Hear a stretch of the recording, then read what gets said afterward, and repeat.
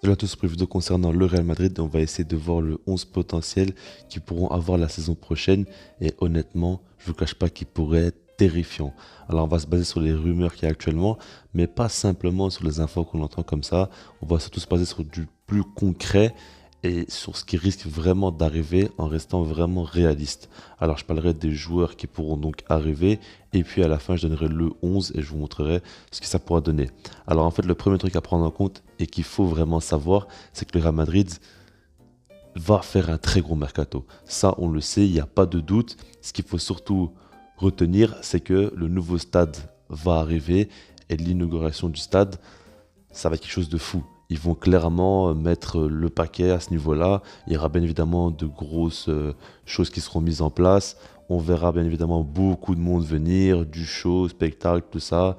Et par rapport au mercato, ce que Florentino Pérez veut faire, c'est que par exemple des joueurs comme Mbappé ou quoi, des gros joueurs viennent inaugurer le nouveau stade et qu'il y ait vraiment une nouvelle ère qui arriverait à Madrid.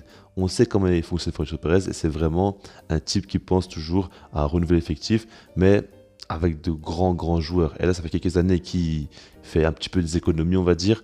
Il ne dépense pas trop d'argent.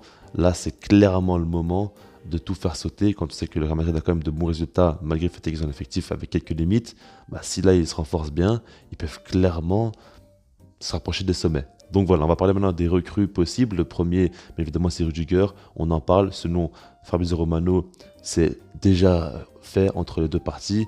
Il manque plus que le fait est que la saison se termine pour que ce soit officiel, pour pas non plus trop déranger Chelsea.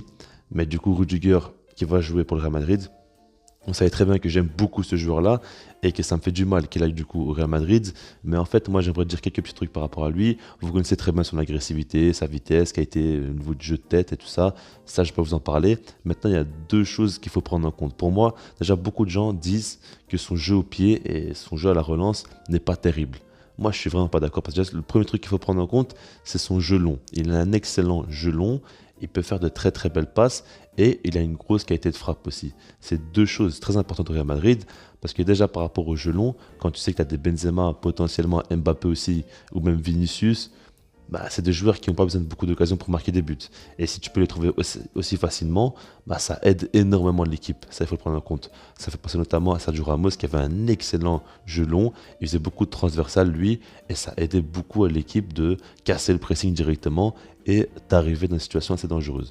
Maintenant, par rapport à ce qualité de frappe aussi, c'est très important. Pour moi, franchement, au Real Madrid, il faut des joueurs qui tentent leur chance. On sait que Rudiger va le faire, ça passera quelques fois, et du coup, ça apportera une diversité dans le jeu du Real Madrid. Maintenant, le troisième truc, c'est surtout par rapport à Militao. Pour moi, Militao n'est pas encore un joueur confirmé, c'est un joueur qui fait beaucoup d'erreurs. Comme je dis souvent, pour moi, c'est un joueur qui, quand il y a du pressing fort au niveau de l'équipe adverse, il peut vraiment faire des erreurs et ça pourrait coûter cher à son équipe. Donc du coup, Rudiger pourra apporter quand même plus de sérénité, plus d'expérience que Militao.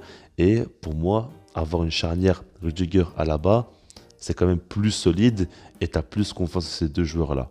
En tout cas, c'est mon avis. Maintenant, le second joueur, c'est Rhys James. Et dans la vidéo, c'est le seul joueur où on ne sait pas encore ce qui va se passer. Et c'est le seul joueur surtout où je n'y crois vraiment pas à son arrivée dès cet été. Je pense que ça va être très compliqué parce que Chelsea va perdre beaucoup de joueurs librement. Et s'ils perdent aussi Rhys James, ça sera très compliqué pour eux de revenir au top.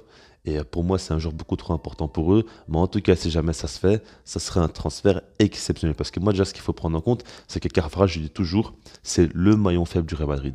C'est pour moi le joueur vraiment où tu peux axer vraiment toute la pression sur lui. Tu sais que ça va passer. Regardez par exemple Mbappé. Mbappé, quand il y avait PSG Real Madrid, ah ben, il a fait quand même très mal à Carvajal. Regardez maintenant face à City. Encore une fois, il souffre énormément. Il a été fautif sur plusieurs buts. On l'a vu, face à Foden, il a eu énormément de difficultés. Quand De Bruyne marque le premier but, il est complètement en retard. C'est exactement la même chose que face à Chelsea aussi, hein. Quand Havertz marque de la tête, c'est lui qui est totalement en retard. On le voit défensivement quand même, il est assez à la ramasse. Et offensivement, il a plus le même coffre qu'avant. Donc pour moi, c'est vraiment le maillon faible de l'équipe.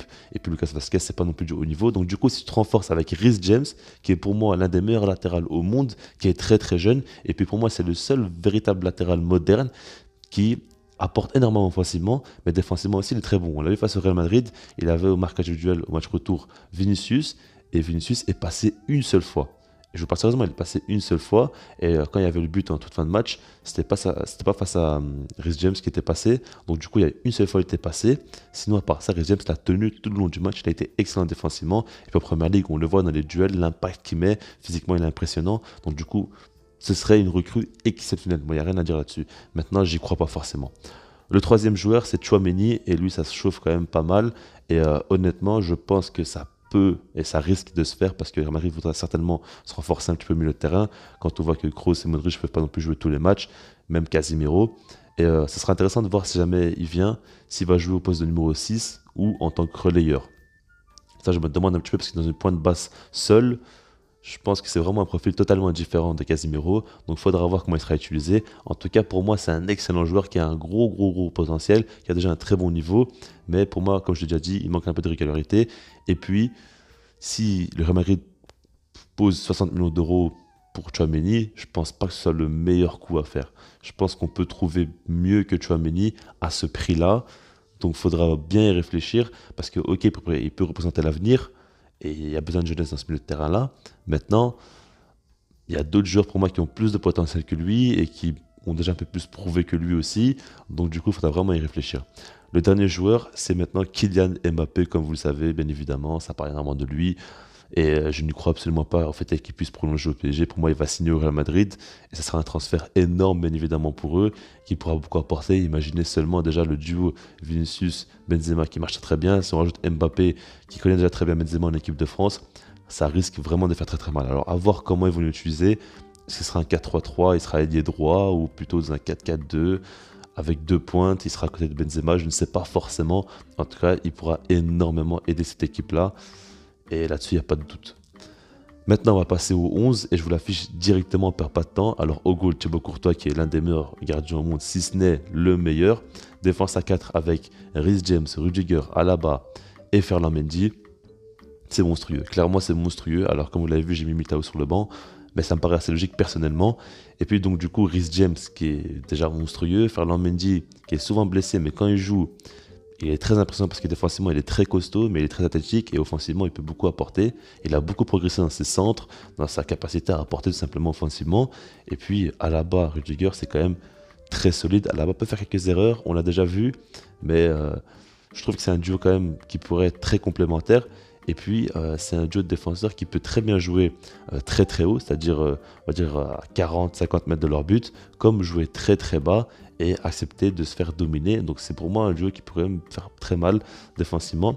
Au milieu de terrain, j'ai mis Casemiro, Tchouaméni et Modric. Alors, Tchouaméni, j'ai mis surtout pour montrer la nouvelle recrue. Maintenant, je pense pas du tout qu'il sera titulaire directement. Ça me paraît assez logique.